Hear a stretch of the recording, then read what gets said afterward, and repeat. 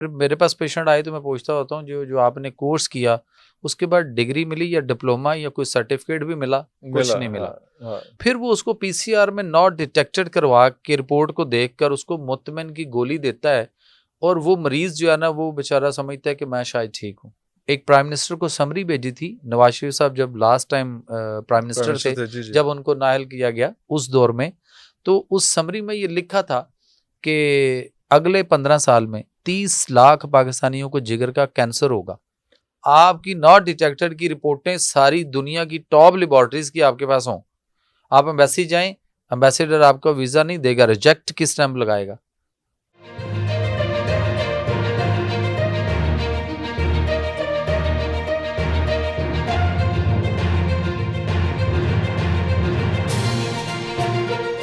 Doctor साहब बहुत शुक्रिया आपकी तशरीफ आवरी का। अब coming straight to the point, मुझे ये बताइए कि 3 कैटेगरीज डॉक्टर्स की आप देखते हैं, आपके सामने से गुजरती हैं, ये सारा कुछ होता है? सर मैं सारा दिन जब पेशेंट देखता हूँ या ना तो आई वाज शॉक्ड कि जब मैं शाम को घर जाता हूँ तो मेरा ख्याल है ज़िंदगी में मैं कभी इतना परेशान नहीं हुआ जितना मैं ये देखता हूँ कि इस पेशेंट के साथ डॉक्टर ने क्या किया।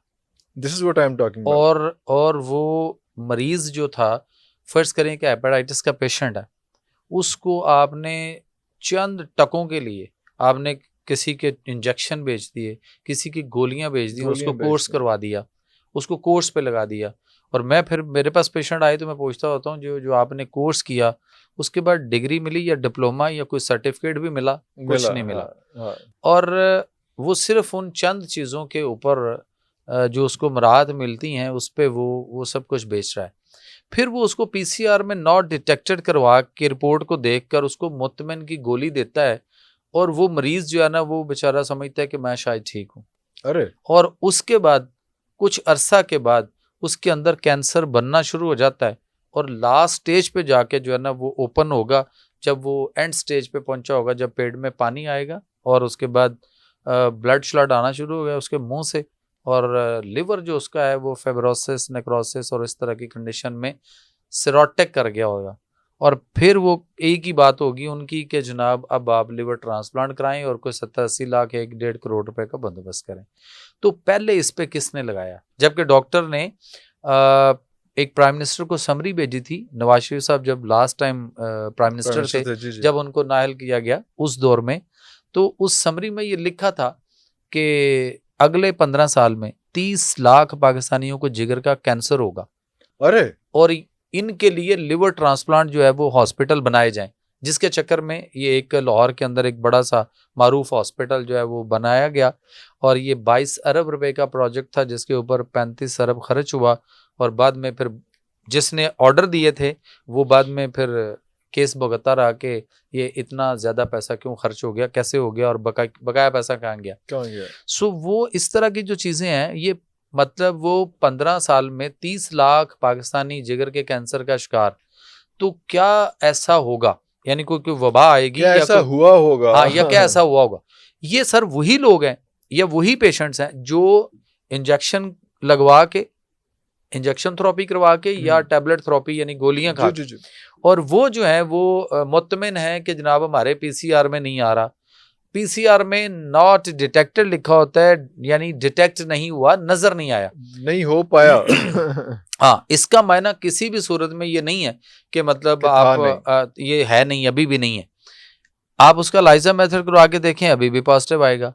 और नॉट डिटेक्टेड या पीसीआर की रिपोर्ट के ऊपर मैं कौम को समझाता हूं कि फॉर गॉड सेक कि आप इसको समझें, आपकी नॉट डिटेक्टेड की रिपोर्टें सारी दुनिया की टॉप लेबोरेटरीज की आपके पास हों, आप एम्बेसी जाएं, एम्बेसडर आपको वीजा नहीं देगा, रिजेक्ट की स्टैंप लगाएगा।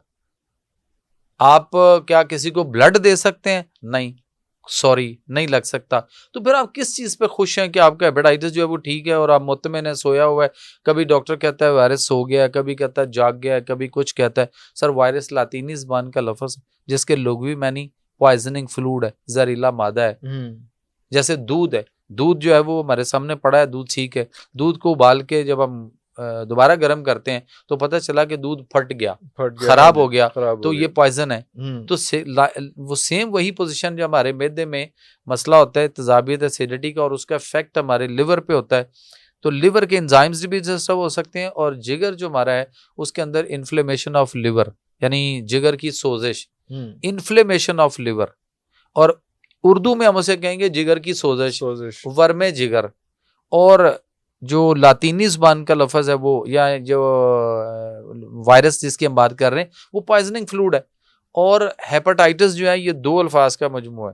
हेपा का माना है जिगर और टाइटस का मतलब है सोजिश, यानी हेपाटाइटिस, जिगर की सोजिश। अच्छा, इसको अगर हम उर्दू में किसी को कहें कि भाई बात सुनो, इधर आओ, आपको जिगर की सोजिश है, तो मेरे पाँव पे भी सोजिश, मेरे घुटनों पे सोजिश है, खैर है, मेरे चेहरे पे सोजिश, वो कहता की फर्क पैंदा, छड़ो, जान दो। लेकिन उसी को कहें इधर आओ, इसको हेपेटाइटिस कहते हैं, उसकी जान निकल जाएगी, तो वो कहेगा बस मैं गया, मेरे दिन थोड़े हैं बस। तो फिर वो टीके भी लगवाएगा, फिर गोलियां भी खाएगा और सारा कुछ करेगा, तो केस बिगड़ के कहाँ तक जा रहा है या जा चुका हुआ है। मैं डेली पेशेंट देखता हूँ, और उनमें से वो लोग जो इन इंजेक्शन से या गोलियों से कोर्स करके मुतमिन बैठे हैं, उनमें 10 लोगों को आप उनके टेस्ट करवाने भेज दें कैंसर लेवल के, जब वो वापस आएगा तो 10 में से 7-8 या 6-7 कैंसर लेके आएगा वहां से।